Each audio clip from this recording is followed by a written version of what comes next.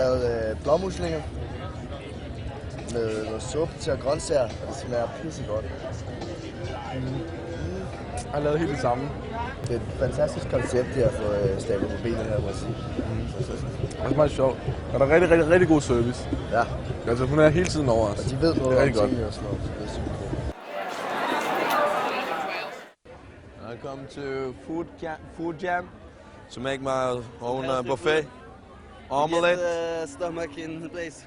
Yes, to have some healthy food instead of the burgers all the time. And we cooked some omelette and had some vegetables. And he was the wizard. I was most inspirational and supportive moral. Nothing healthy spell. Making good vibes the rest of the day. Yes. Og vi har lavet noget, vi har startet nogle grøntsager med noget yoghurtdressing. Og så har du startet... Jeg har startet en fisk, og jeg har selv fileteret den. Det er jeg ret imponeret over, fordi det har jeg ikke gjort før.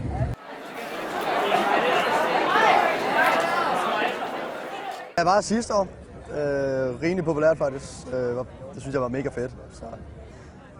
Her i dag har vi lavet en jordbær fennikel salat og dertil en suppe på kulmule, kartoffel, kikærter og løg og karry.